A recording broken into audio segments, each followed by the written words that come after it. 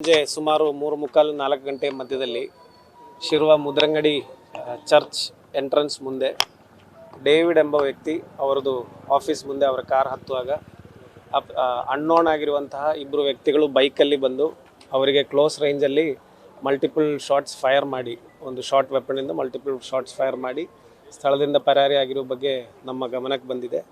ಇದಕ್ಕೆ ಸಂಬಂಧಪಟ್ಟಾಗೆ ಪ್ರಕರಣವನ್ನು ದಾಖಲೆ ಮಾಡಿ ನಾವು ತನಿಖೆಯನ್ನು ಮುಂದುವರಿಸ್ತೀವಿ. ಇದಕ್ಕೆ CCTV ಹಾಗೂ ಮತ್ತು ಇತರ ಎಲ್ಲ ರೀತಿಯಲ್ಲಿರುವ ಸೈಂಟಿಫಿಕ್ ಎವಿಡೆನ್ಸಸ್ಸನ್ನು ಹುಡುಕಿ ಆದಷ್ಟು ಬೇಗ ಈ ಪ್ರಕರಣವನ್ನು ಪತ್ತೆ ಮಾಡ್ತೀವಿ. ಈ ವ್ಯಕ್ತಿ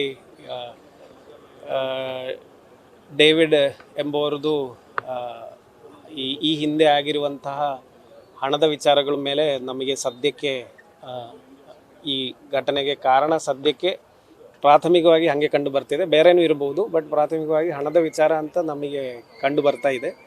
ಇದರ ಬಗ್ಗೆ ಮತ್ತೆ ತನಿಖೆ ಮುಂದುವರಿಸಿ ಮತ್ತೆ ಉಳಿದ ಮಾಹಿತಿ ಕೊಡಲಾಗ್ತದೆ. ಈಗಾಗಲೇ ಫಾರೆನ್ಸಿಕ್ ಸೈನ್ಸ್ ಟೀಮ್ ಹಾಗೂ ಇತರ ತಜ್ಞರು ಬಂದು ಎವಿಡೆನ್ಸಸ್ ಎಲ್ಲ ಕಲೆಕ್ಟ್ ಮಾಡಿದ್ದೀವಿ. ಮಾನ್ಯ IG ಸರ್ ಸಹ ಸ್ಪಾಟ್ ವಿಸಿಟ್ ಮಾಡಿದ್ದಾರೆ. ಮತ್ತೆ ತನಿಖೆ ಮುಂದುವರಿಯುವಾಗ ಮತ್ತೆ ಮಾಹಿತಿ ಶೇರ್ ಮಾಡ್ತೀವಿ. CC ಕ್ಯಾಮ್ರಾಗಳು ನಾವು ಟ್ರೇಸ್ ಮಾಡ್ತಿದ್ದೀವಿ. ಕೆಲವೊಂದು ಮಾಹಿತಿಗಳು ಸಿಕ್ಕಿದೆ CC ಕ್ಯಾಮ್ರಾದಿಂದ. ಮಲ್ಟಿಪಲ್ ಶಾಟ್ಸ್ ಫೈರ್ ಮಾಡಿದ ಒಂದು ತಲೆ ಮೇಲೆ ಇಂಜುರಿ ಇದೆ. ಮತ್ತು ಫರ್ದರ್ ಇಂಜುರೀಸು ಡೀಟೇಲ್ಡ್ ಆಗಿ ಪೋಸ್ಟ್ ಮಾರ್ಟಮ್ ಆದಮೇಲೆ ಕ್ಲಿಯರ್ ಆಗಿ ಹೇಳಕ್ಕೆ.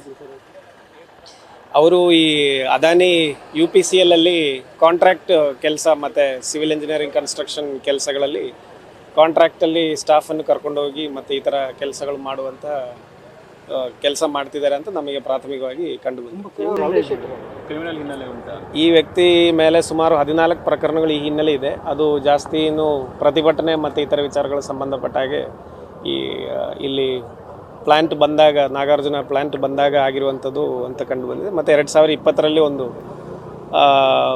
ಅಬೆಟ್ಮೆಂಟ್ ಟು ಸೂಯಿಸೈಡ್ ಕೇಸು ಸಹ 2020ರಲ್ಲಿ ದಾಖಲಾಗಿರೋದು ಕಂಡು ಬಂದಿದೆ. ಅದೇ ವಿಚಾರ ಕಾರಿಗೆ ಹತ್ತುವಾಗ ಅವರು ಜನರಲ್ಲಿ ಒಂದು 3 ಗಂಟೆ ಆಗಿ ಆಫೀಸ್ ಬಂದು ಒಂದು 4 ಆ ಟೈಮಿಗೆ ವಾಪಸ್ ಹೋಗುವಂಥ ಒಂದು ಪದ್ಧತಿ ಇದೆ. ಹಂಗೆ ಅವರು ಕಾರಿಗೆ ಹತ್ತುವಾಗ ಡೋರ್ ಹತ್ರ ಬಂದು ಫೈರ್ ಮಾಡಿದ್ದಾರೆ. ಕುತ್ಕೊಳ್ಳಕ್ಕೆ ಹೋದಾಗ ಅಲ್ಲಿ ಜಸ್ಟ್ ಹೊರಗಡೆಯಿಂದ ಫೈರ್ ಮಾಡಿದ್ದಾರೆ. ಅದರದ್ದು ಡೀಟೇಲ್ಸ್ ತೆಗಿತೀನಿ. 2014ರಲ್ಲಿ ಅವ್ರದ್ದು ಲಾಸ್ಟ್ ಕೇಸ್ ಆಗಿರೋದು ಅದರ್ ದ್ಯಾನ್ 2020 ಆಗಿರುವಂಥ 306 ಕೇಸು. ರೌಡಿ ಶೀಟ್ ಮುಂಚೆ ಇತ್ತು, ಈಗ ಇದೆ ಅಲ್ವಂಥದ್ದು ನಾನು ಕನ್ಫರ್ಮ್ ಮಾಡಿ. ಪ್ರತಿಭಟನೆ ಹೋರಾಟ ಟೈಮಲ್ಲಿ ಕಾರ್ಯಕರ್ತರಿಗೆ ಅಂದರೆ ಹೋರಾಟಗಾರರಿಗೆಲ್ಲ ಪಿಸ್ತೂಲ್ ತೋರಿಸಿ ಬೆದರಿಸಿದ್ರು ಅಂತ ತಮ್ಮ ಗಮನಕ್ಕಿದೆ ಸರ್, ಅದು ಕೇಸ ಅಲ್ಲ? ಆ ಥರ ಕೇಸುಗಳ ಬಗ್ಗೆ ಮಾಹಿತಿ ಕಲೆಕ್ಟ್ ಮಾಡ್ತಾ ಇದ್ದೀನಿ. ಅವ್ರದ್ದು ಕ್ರಿಮಿನಲ್ ಹಿನ್ನೆಲೆ ಯಾವ ಕಾರಣಕ್ಕೆ ಆಗಿರ್ಬೋದು ಅಂತ. ಬಟ್ ಸುಮಾರು 14 ಪ್ರಕರಣಗಳಿದೆ ಈ ವ್ಯಕ್ತಿ ಮೇಲೆ ಈ ಹಿನ್ನೆಲೆ. ಅದರಲ್ಲೂ ಒಂದು ಪಿಸ್ಟಲ್ ತೋರಿಸಿದ ವಿಚಾರ ಬಗ್ಗೆನೂ ಕೇಸ್ ಇದೆ. ಆ ಕೇಸಲ್ಲಿ ಅವ್ರದ್ದು ಪಿಸ್ಟಲ್ ಸೀಸ್ ಆಗಿದೆ. ಅದ್ರ ಬಗ್ಗೆ ಮತ್ತೆ ತನಿಖೆಯಲ್ಲಿ ನೋಡಿ ಏನು ಮಾಡಿಕೊಂಡಿದ್ರು ಸರ್? ಅಂದರೆ ಬೇರೆ ಭೂ ವ್ಯವಹಾರ ಎಲ್ಲ ಇತ್ತು ಅಥವಾ ನಾಗಾರ್ಜುನ ಇದು ಮಾತ್ರ UPCL ಇದು ಮಾತ್ರ? ಸದ್ಯಕ್ಕೆ ನಮಗೆ UPCL ಅಲ್ಲಿ ಇರುವಂಥವರ ವ್ಯವಹಾರ ಬಗ್ಗೆ ಮಾತ್ರ ಗೊತ್ತಿರೋದು, ಮತ್ತೆ ನಮಗೆ ಮಾಹಿತಿ ಇಲ್ಲ ಸರ್. ಈಗ ನೀವು CCTV ನೋಡಿದ್ದೀರಿ, ಅದರಲ್ಲಿ ಏನು ಶೂಟ್ ಮಾಡಿದ್ದಾರೆ? ಕ್ಲೋಸ್ ರೇಂಜಲ್ಲಿ ಶೂಟ್ ಮಾಡಿದ್ದಾರೆ. ಹತ್ತಿರ ಬಂದು ನೀವು ನಿಲ್ಲೋ ಡಿಸ್ಟೆನ್ಸಲ್ಲೇ ಶೂಟ್ ಮಾಡಿದ್ದಾರೆ. 2 ಜನ ನಮಗೆ CCTVಯಲ್ಲಿ ಪತ್ತೆ ಆಗಿದೆ. ನಾವು ಗೆಸ್ ಮಾಡಿದರೆ ತಪ್ಪಾಗಿ ಹೋಗ್ತದೆ. ಮತ್ತು ನಾನು ಫರ್ದರ್ ಖಚಿತವಾಗುವಾಗ ಮಾಹಿತಿ ನಿಮಗೆ ಶೇರ್ ಮಾಡ್ತೀನಿ.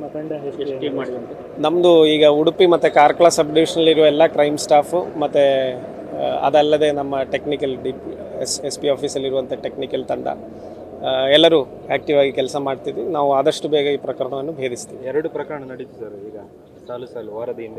ಎಸ್,